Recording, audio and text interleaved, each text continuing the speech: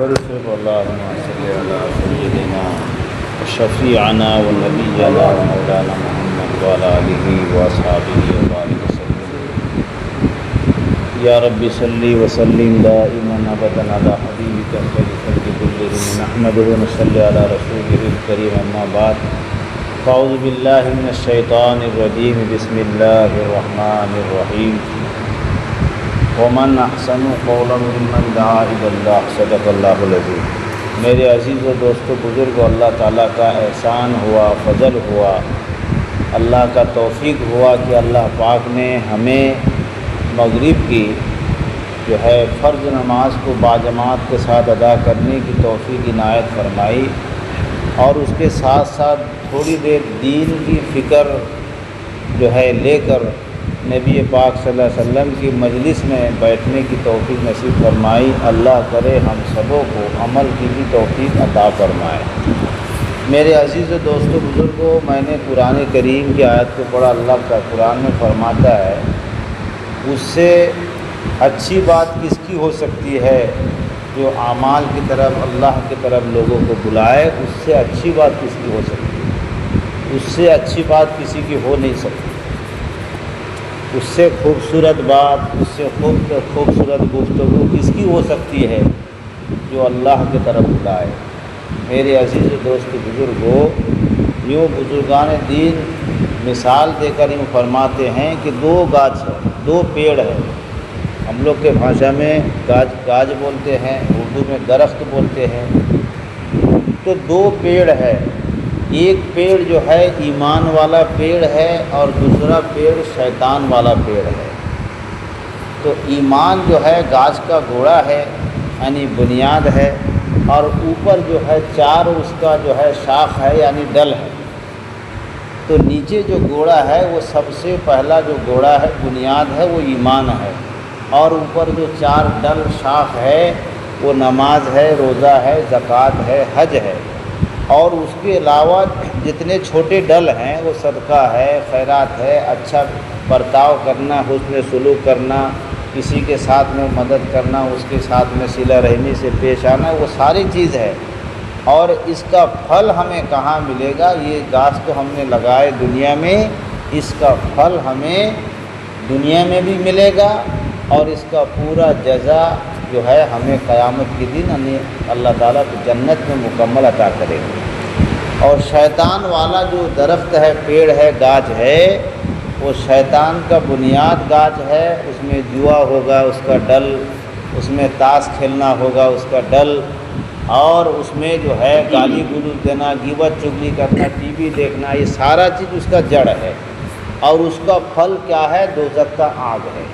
تو میرے عزیز و دوستو بزرگوں، اسی طریقے سے جنت میں ایک درخت ہے، حضرت آدم علیہ نبینا علیہ السلام سے لے کر آج تک، بلکہ قیامت کے دن تک جو ہے ساتوں آسمان میں جو درخت ہے، فرماتے ہیں کہ دنیا میں سارے انسان جو آئے ہیں سب کا پتہ میں نام لکھا ہے۔ جو پتا بیس ہو جاتا ہے، عمر ہو جاتا ہے، بوڑھا ہو جاتا ہے، گر جاتا ہے، یعنی اس کی یہاں موت ہو جاتی ہے۔ پھر نیا پتر جو نکلتا ہے، یعنی دنیا میں ایک بچہ دنیا میں آتا ہے۔ تو اسی طریقے سے سلسلہ بسلسلہ جاری ہے۔ تو میرے عزیز و دوست بزرگوں، ہمیں جو ہے اس جنت کے جو دو پیڑ میں نے بولا کہ ایک ایمان والا درخت ہے اور ایک شیطان والا درخت ہے، تو ہمیں جو ہے ایمان والا درخت کو جو ہے لگانا ہے، ایمان والا پیڑ کو لگانا ہے۔ اسی لیے قرآن میں فرمایا اللہ نے، بسم اللہ الرحمن الرحیم، ان الشیطان للانسان عدو مبین، بے شک شیطان انسان کے لیے کھلم کھلا دشمن ہے۔ تو ہم شیطان کی جو ہے باتوں میں کیوں چلیں گے؟ شیطان جو کہے گا اس کی باتوں میں کیوں چلیں گے؟ بلکہ اللہ نے ہمیں پیدا کیا، وہی اللہ نے ہمارا دماغ کو بنایا۔ اگر دماغ کا ایک اسکرو ڈھیلا کر دے تو ہمارا دماغ کا ہوش حواس ختم ہو جائے گا، ہم اچھا برا چیز پہچان نہیں پائیں گے۔ اللہ تعالیٰ نے وہی آنکھ جو ہمیں دیا ہے، اس کا تھوڑا اسکرو ڈھیلا کر دے تو ہم کو آنکھ میں نظر نہیں آئے گا۔ وہی اللہ نے جو ہاتھ دیا ہے، ہمارے ہاتھوں میں جو طاقت دیا ہے، اگر نس میں اگر تھوڑا سا جو ہے ڈھیلا پن لا دے تو ہمارا ہاتھ کام نہیں کرے گا۔ وہی اللہ نے جو ہمیں پیر دیا ہے، یہ پیر کا اگر نس کو اگر تھوڑا سا ڈھیلا کر دے پیر کام نہیں کرے گا۔ میرے عزیز و دوستو بزرگوں، ہمارے بدن میں کتنا لاکھ کا اللہ نعمت فٹ کیا ہے، تو اگر ہم اس کا عبادت نہ کریں، اس کے سامنے نہ جھکے، اس کا فرما برداری نہ کرے تو اللہ خوش ہوگا یا ناراض ہوگا؟ ناراض ہوگا۔ تو ہم کو ناراض والا کیوں کام کرنا ہے؟ ہمارے نظروں کے سامنے دیکھ رہے اللہ تعالیٰ ایسی بیماری دے دے گا، اللہ کا نافرمانوں کو اس کا کوئی ڈاکٹر علاج ہی نہیں کر پائے گا۔ اللہ ہر امت کی، ہر ایمان والے کی حفاظت فرمائے۔ اسی لیے اللہ کہتا ہے کہ میرا بندہ جب میرے ساتھ میں مجھ سے صحیح جو ہے تعلق رکھتا ہے، صحیح دل سے ایمان کی محنت کرتا ہے، تو میں دنیا آخرت رات میں دن میں ہر وقت اس کی نگرانی کرتا ہوں، حفاظت کرتا ہوں۔ کہہ دو سبحان اللہ۔ کیونکہ کرامن کاتبین ہر انسان کے ساتھ میں ہے، صرف جو ہے وہ گندا جو جگہ ہوتا ہے وہاں پہ وہ باہر رہتے ہیں، بیت الخلاء وغیرہ جو ہوتا ہے گندے جگہوں سے، باقی پھر وہ اپنے ساتھ میں آ جاتے ہیں۔ اور بعض لوگ کیا کرتے ہیں کہ وہ پیشاب خانہ میں جاتے ہیں تو ٹوپی پہنے کے سگے جائیں گے۔ ارے شیطان کا اڈا وہیں ہے، اصل ٹوپی وہیں پہن کے جانا چاہیے۔ بعض لوگ بولتے ہیں ٹوپی پہن کے بیت بھی ہو جائے گا، یہ غلط چیز ہے۔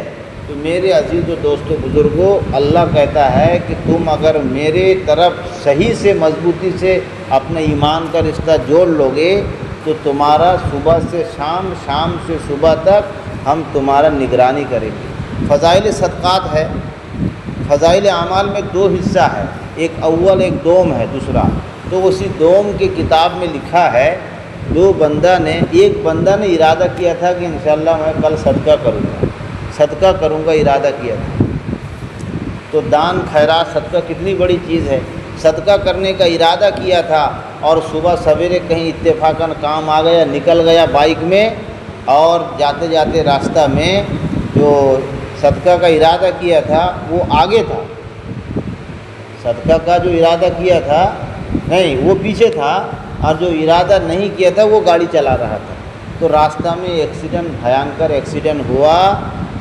جو صدقہ کیا تھا اللہ اس کو ذرا سا بھی کچھ تکلیف نہیں ہوا، اور جو مطلب کہ آگے تھا اس نے صدقہ کا ارادہ نہیں مطلب کہ کیا نہیں، بلکہ اللہ تعالیٰ صدقہ کا ارادہ کرنے والوں کو اللہ حفاظت کر لیا، بچا لیا، اس کے اوپر کوئی مصیبت نہیں آئی۔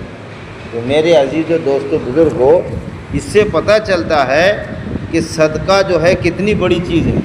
لیکن آج انسان جو ہے حالانکہ ہم کو دین کا کام، ایمان کا کام سے ہم کوسوں دور ہیں، اسی لیے ہم سبوں کو چاہیے کہ اس کا کام کرنا بہت ضروری ہے، کیونکہ اللہ نے پیدا کیا، اس کی بات اگر ہم نہیں سنیں گے تو اللہ تعالیٰ کہتا ہے کہ جو میرا بندہ میرے سامنے جھکے گا اس کو اور کہیں جگہ میں جھکنے نہیں دوں گا۔